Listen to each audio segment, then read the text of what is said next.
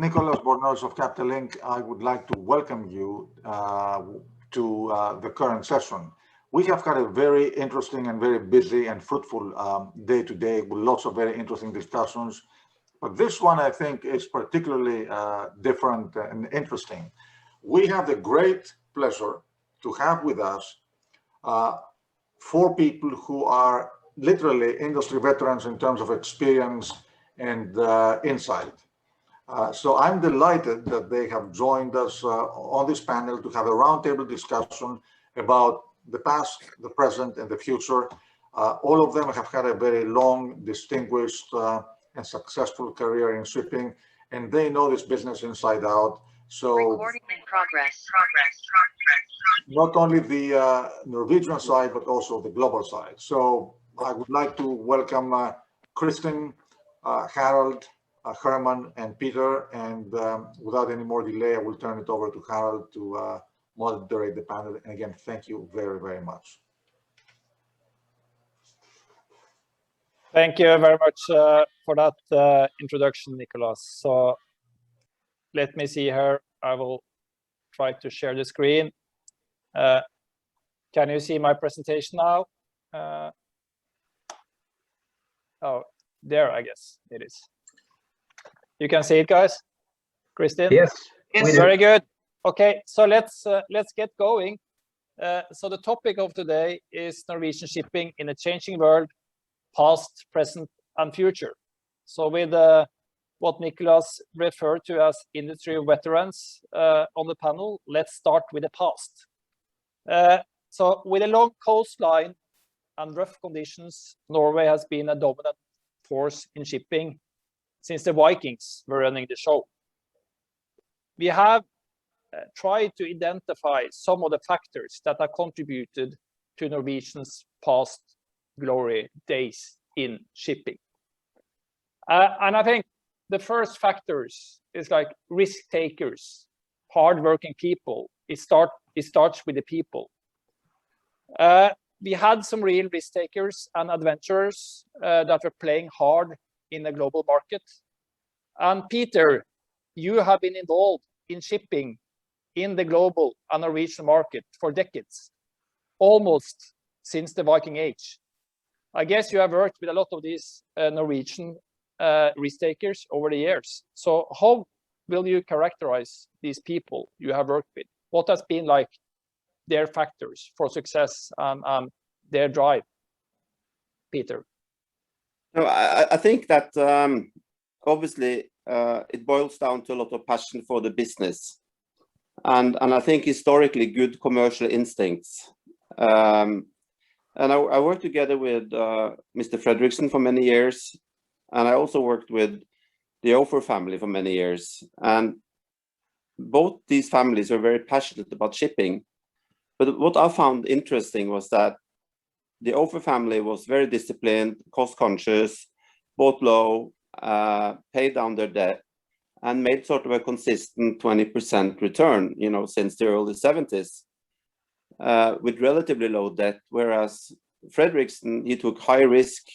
He was in financial distress a couple of times, didn't fix his ships, very often spot restructurings, challenges. But, you know, he was also very successful. So I found it very interesting that you could have so very, very different strategies leading to double digits in billions of dollars in net worth, you know, after 30, 40 years of hard work. Oh, that's good. And what you're saying, hard work, is, and you're saying that shipping is a passion. So I guess you really have to live and breathe shipping in order to be successful, or is that how you see it?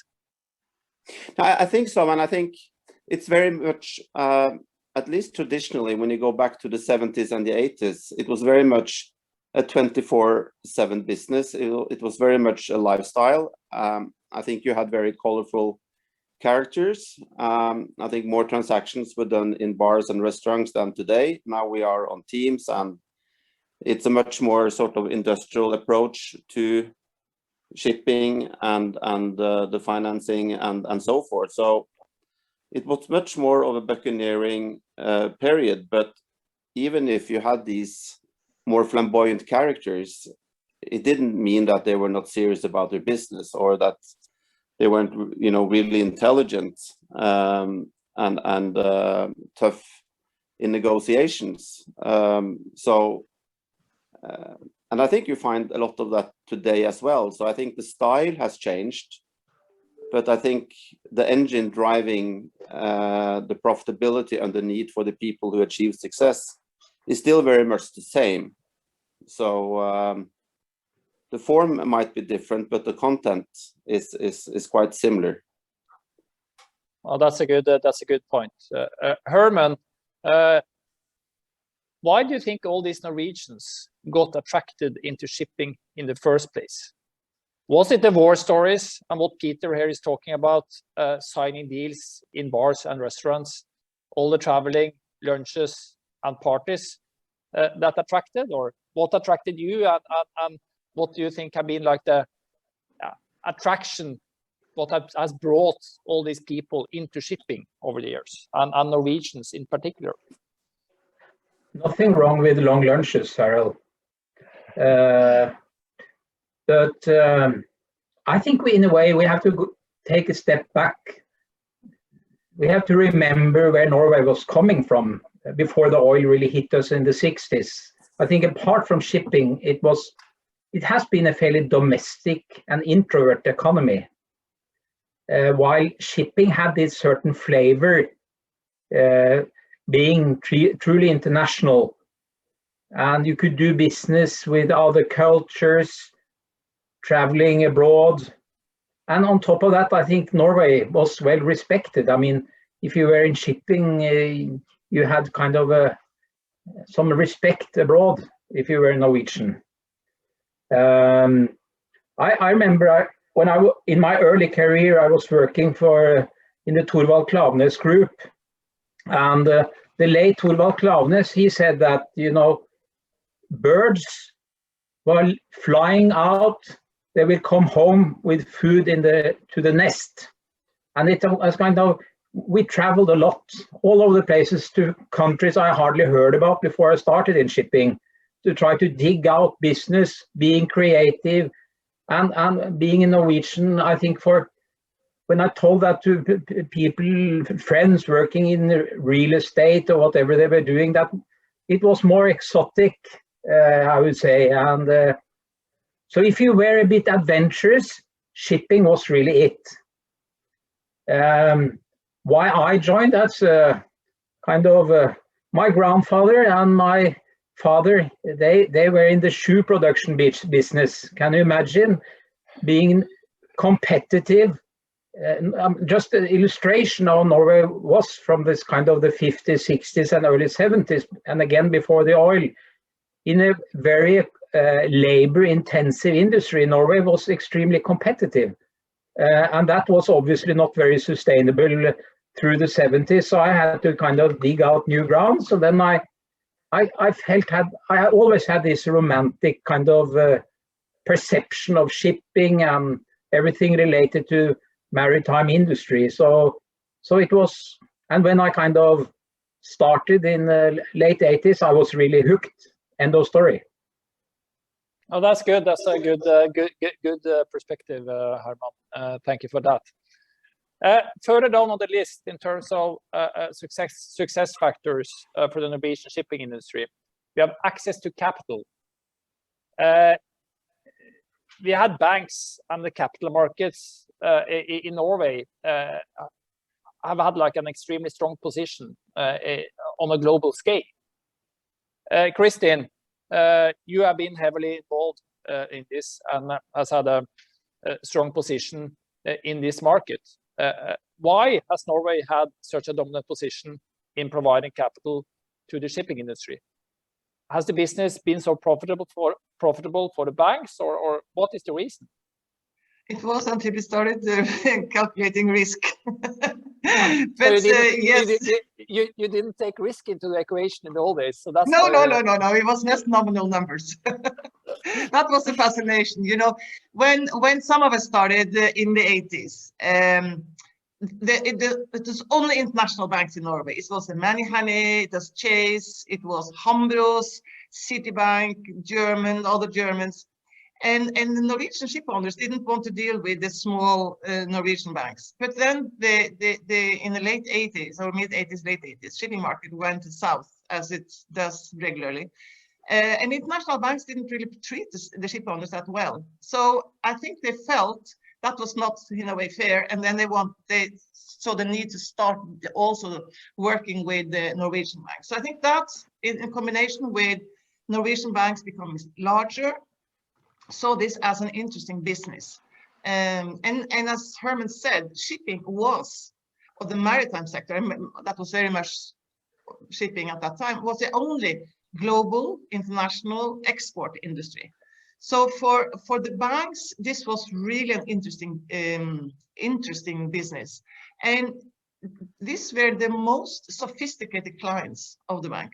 They were those driving the product development. Like I remember the first time we talked about the swap, an interest swap. I mean, we really had to use a calculator to understand what that was. So it was a sophisticated part of the business for the banks.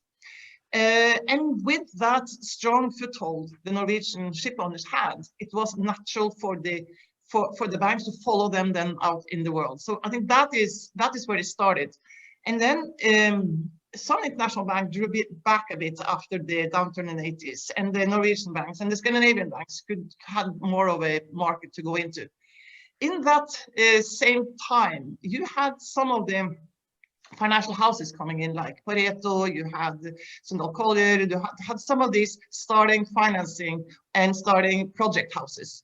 So the KS market also started at the same time. So you had the bonds, the KS market, and the banks. So you started to have more of a financial cluster in a way in the 90s in Norway. So that strengthened our position, and it was a profitable time. Yes, we had losses. Obviously, it's cyclical, but you know, also the difference between Norwegian banks, Scandinavian banks, and international is that we have long lenses. International banks get either more panic or they want to get out faster, whilst we have a longer line to understand that these industries are so core for Norwegian economy. So we also have to think that way. So there are so many of these aspects which come together. Yeah. No, it's an interesting perspective what you're saying, that in a way the shipping clients were the most sophisticated clients of the banks. So in a way they were like maybe instrumental in terms of like shaping the banks and making the banks more sophisticated also versus other industries. So they were instrumental in developing maybe the Norwegian corporate banking industry. I don't know. Absolutely. And I remember many of these meetings we had in markets, because they basically had Norwegian business or Scandinavian business. So suddenly with the finance shuttle tankers being built in China, we had to do interest swaps, and we had to do forex swaps, and we had to do export financing. That was completely new. So it was we were developing the bank with those clients. I think that also was such a fascination for those of us who started in the industry. We were like thrown into the big world and learning in a big with high speed. Oh, that's interesting. And then if I can just add another aspect there, because you said profitable. Yes, it was profitable because we calculated differently than we did today. So if you go into the financial crisis, or before the financial crisis and after, that's when the banks got much more requirements of capital. Then we had to add capital to the equation of the return.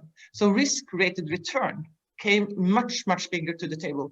That's when we started to have challenge to have a good return base. But we can talk more about that later. But that's really the changing mood for a lot for the international or banking business for the shipping industry.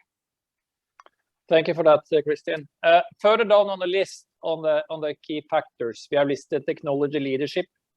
My hypothesis is that shipping and offshore was seen as an attractive industry for smart engineers. we also have this, what we call the maritime cluster in Norway, big industry, a lot of people within everything from like the broking industry, D&D, you have insurance. I mean, you have a lot of like supporting businesses to in a way support the maritime industry in Norway. Peter, you have been part of this cluster with Platou and later Clarkson's. What has been your experience being part of this through booming and difficult markets? Have people always been like keen to go into shipping, and has it been easy for you guys to recruit talented people into shipping, or has it been ups and downs? How do you see that? You are on mute, Peter. No, I think there's obviously been ups and downs. If you go back, you know, to the 60s, shipbroking was really the first industry where you could make money, real money, if you didn't have a family with real estate or a factory or a trading company. And today we're sort of the first young aspiring professionals. And I think what happened in Norway was that it evolved, and you had obviously a boom in shipping in the late 60s, early 70s. And Norwegian Shipping started to recruit, you know, civil engineers, lawyers, MBA, people with business degrees.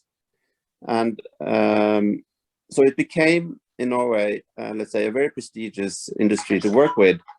And then, and then you had the transition from shipping to offshore, where people made a lot of money in shipping, and then the market crashed, and then they were trying to reinvest their profits into offshore. And I think that was kind of unique transition from shipping to offshore, because in America it started with onshore drilling rigs and then moved offshore. In Norway it started kind of with shipping, and then they started with offshore drilling rigs. So I think it's been an attractive business to be in Norway, whether you work for a ship owner or a shipbroking company, because it was really the only industry where Norway had industrial credentials, which was truly international, where you got to do a lot of traveling.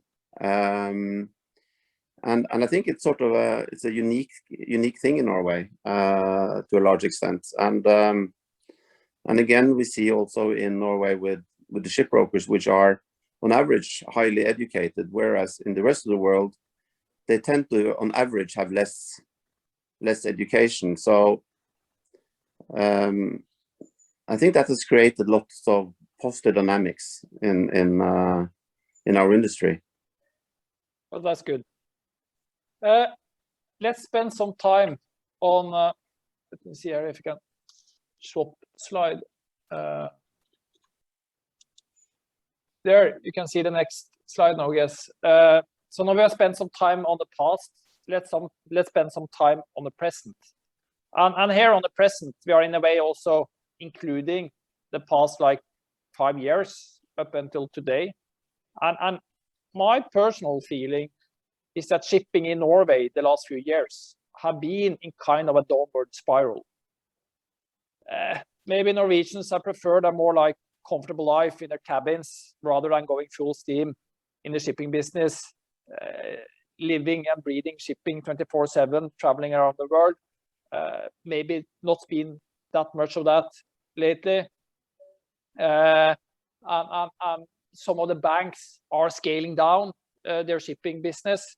Their books are being reduced. Even some banks are like reorganizing, and shipping is like being put further down in organizations. And maybe other industries than shipping have been like attracted the smartest engineers. I'm not going to shipping, but and offshore, but other industries like the tech industry recently. So I think personally that we have been like a bit in a downward spiral the last 5 years. Kristin, what's your comment on this in terms of the financing and banking market? Have we been like a bit like on a negative trend, or how do you see it? Depending on you see that, Harald. I think if you just look at the lending book of the banks, yes, that's been reduced. But if you look at how we have built up a financial cluster in Norway and how much stronger the other sources of capital has come to the table, that's normal. That is in most of the industry. You're not just depending on the banks. You're depending on, you use the bond market, you use equity market, you use leases, you use the sources you can now with private lending. So I think the banks or the industry has become more financially sophisticated, and hopefully they have become less financially risky. They take commercial and operational risk, but they can reduce their financial risk by diversifying their funding sources. And that's what many of them have done over this year. So I think that's a good thing for the industry. So I wouldn't say it's that has just reduced the importance of the industry. And I think I'm a bit disagreeing with you, because I think this, if you look at the broader base, just not just shipping as such, but the maritime sector, and you look at that strong position this industry has in Norway, it's amazing. And we will come back to that for the future. But if you see how we have built up the service sector, the suppliers, the broad base and the technology systems or structure or the companies and institutions we have in Trondheim specifically, but also other places, I would say we have kept a position, but in a much broader base, which have given us a foothold to go into succeed in seafood. A lot of people from energy and shipping have gone in, or engineering and competency has been used to that industry. And we see it now in the green shift, which we will talk about. So Harald, I think it's a bit more wider scope. I will have some wider scope to it.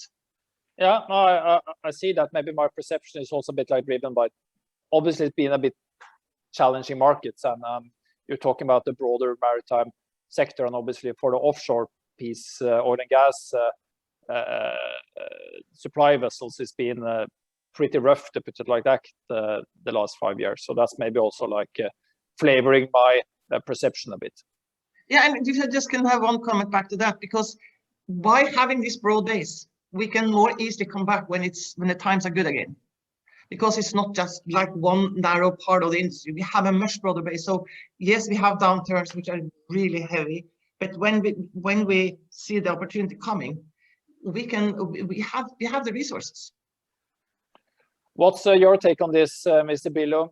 Have we lost our mojo in shipping the last years? If you like were could start all over again, and you were like finished with your education in 2019, would you have gone back into shipping then, or what do you think? Yeah, you know, I tend to, when I always say that in my next life I'm going to work in shipping, and I because I always loved the business. But obviously, if you look at regular commodity shipping, it's not only oil and gas and supply. We have had rough times. We haven't really made any money for the last few years in commodity shipping, and then obviously recruiting hasn't been on top of the agenda.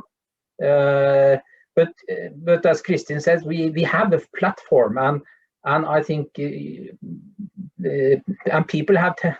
No, it's not only ship owners who have short memory. So it's also the banks. So if you look at right now, I mean, you're reading Financial Times or others, they're all talking about we are might come into a commodity super cycle, and we see it in my little world in dry bulk. We see what is happening right now, and obviously this can come back, but I'm not entirely sure if Norway will have a big platform of regular commodity shipping. But I think our advantage is the society itself is fairly we are good on technology, we are good on digital solutions. So I think so things can change fast, and as it looks now, finally at least. our time has, and for the container business and also for the gas business, looks like we might be the comeback kids in the coming years, which could change everything very fast. So I'm kind of positive, but I don't think you will see a lot of regular commodity ship owners in Norway in the future. I think we will be in different areas more so than in commodity shipping. You were building a commodity shipping company, Herman, but you sold out to the US and Greece, didn't you? Huh? That was not because, I mean, you know that the Norwegians, we are extremely cheap. So management in Norway is not very expensive compared to many other countries. But our challenge was that our platform was too small, and size matters, liquidity, if you are a listed company, matters a lot.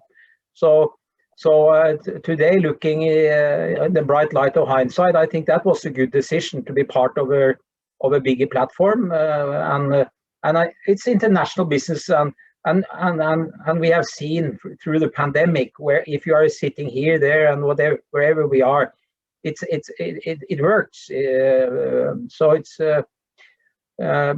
But access to capital, I think, will still be something which will be an important point for Norway. Peter, you have anything to add to this? Have you pushed your kids into shipping, or have you advised them against it, or any perspectives, please? I think you are on mute again, Peter. No, I haven't really given them any specific guidance, but for some reason they have chosen not to enter into shipping. So the two oldest are in private equity, and the youngest might go into investment banking. But what I wanted to add a bit is with regards to the high level of education among the people in shipping / offshore in Norway. And I think that's one of the reasons why our relative strength through the years have been more in industrial shipping, specialized shipping, LNG, LPG, subsea construction, PCTC, etc., etc. And I think the flexibility of the Norwegian model, whereby we are one of the two places in the world where you can really raise capital for shipping and offshore, and also for offshore wind. And that's the two places is New York and it's Oslo. And very often you have years where more capital is raised for these industries in Oslo than in New York. And I think we are seeing now a push over to offshore wind and offshore wind installation vessels and the green energy, and a lot of capital is invested there. So it's a cluster of industrial shipping, of specialized offshore and green technology, and the access to capital that we have, which is very, very efficient in Norway. I mean, you can raise money, as you know, Harald, very quickly here. Oh, yeah. So I think that the flexibility of the, call it, business model and the resources we have here makes us adapt quickly. But I agree with Herman that our relative strength in the past and going forward is not commodity shipping. It's the more specialized, technology intensive part of the industry that I think we will be successful in. No, that's good. I guess that is taking us to the final slide here, and that's on the future. And the question here is, will the green shift, as we call it, bring our glory back? I mean, I believe something really has changed just over the last year. You see this tremendous, huge focus on the green shift is now coming. Everyone is eager to take part and play an active role. You see that in the shipping industry every single day. At the same time, you see that suddenly most shipping segments are actually making some money. Even the dry bulk market, Herman, is making decent money for once. So with this green shift, creating opportunities and shipping actually performing relatively well, even share prices are going up. I think there is some new positivism out in the market. And in a way, I feel we are potentially moving a bit way out of this negative spiral that we have been in for the past 3 to 5 years. So, Kristin, on that note, what do you think? Will banks open their checkbook and be eager to finance new builds now with some green technology attached to it, or we see another boom coming? 90% pre-delivery financing. Yeah, not the problem. No, I think that's more of a challenge. But I think the whole point now that you see the strengths of how the Norwegian industry takes the green, takes the wind sector. I listened to another seminar this morning, and Equinor said that what 2/3 or 3/4, I think it was 2/3 of their suppliers from wind projects were now coming from Norway. So and if you look at the cluster page for the wind industry in Norway, you see, I mean, the whole maritime industry is there. So it's really managed to raise the bars quite quickly. I think it's only the Danes that are ahead of Norway when it comes to taking the wind sector by storm. It's always challenging to do financing early phase of new industries because there's a higher risk. And that's also maybe why it suits Norwegians. It's higher risk, it's new technologies, early phase, small volumes. That's always been where we have been strong or developed like the chemicals, like the LNG, like the cruise, like all specialists, also shuttle tankers, all these specialist areas we have been early in due to those platforms we have. So I think financing, you will need more developed market. You will need more of a contract base. These specialized ships have, as we know, and the development has happened so fast, it's more challenging to finance on a standalone basis unless you are building it all into a company which has a certain cash flow. So it's all about cash flow.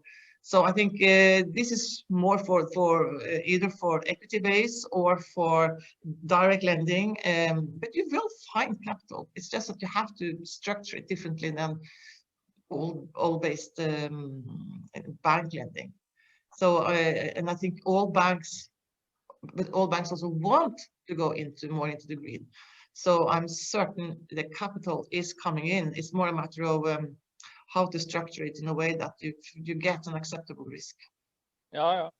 But I guess this green shift will also have implications on commodity shipping. I mean, you will see new engine technology on your dry bulk vessels, Herman. I mean, not a lot has happened. There has been some development on dry bulk the last 25 years, but not a lot has it. But will we get like a huge step now in technology and development on vessel technology, you believe?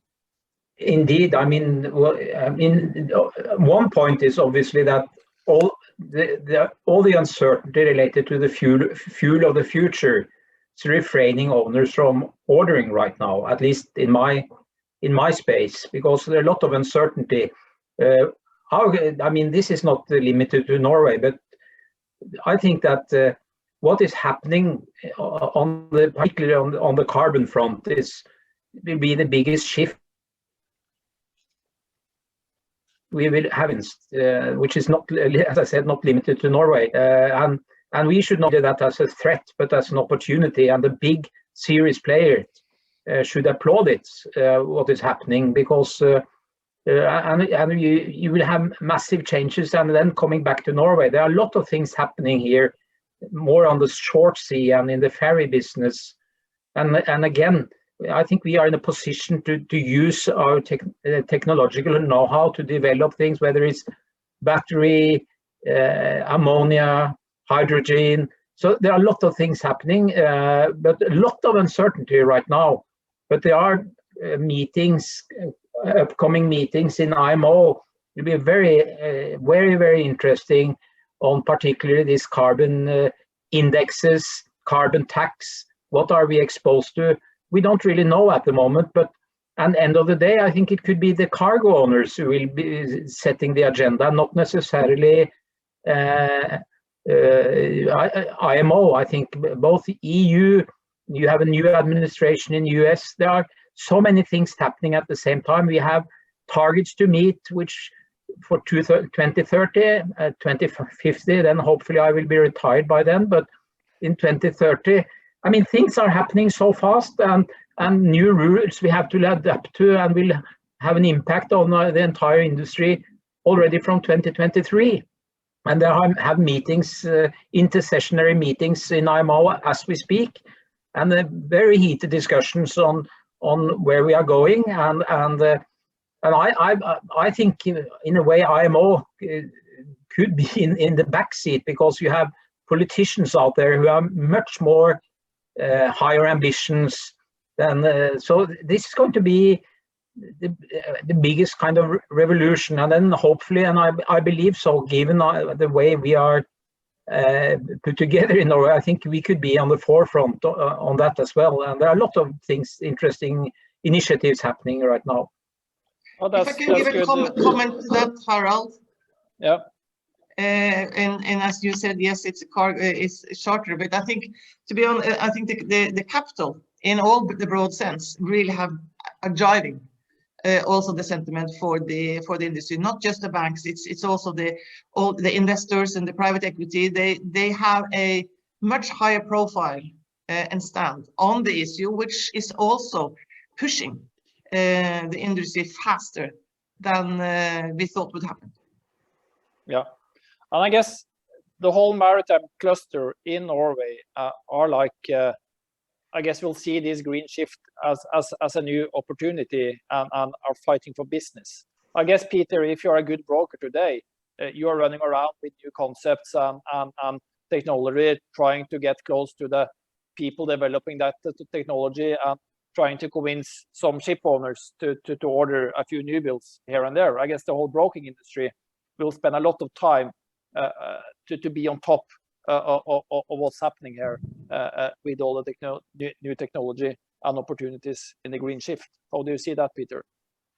I agree with you completely, and I can just speak for ourselves that we've been in a position to ordering a lot of for instance dual LNG ships, dual fuel ships for key clients, and a close cooperation with DNV, looking at the various alternatives with methanol and ammonia fitted and so forth.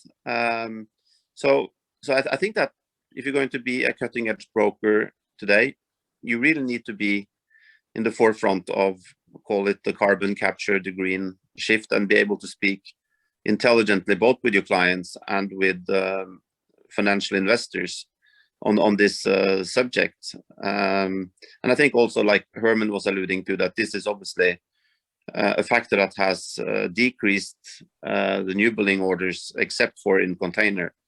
So it has given us a better supply picture. So, but it's a very, very interesting time, and there is lots of opportunities for sure. No, that's good. I see we are running out of time here. I guess we could have continued this discussion for another hour or two.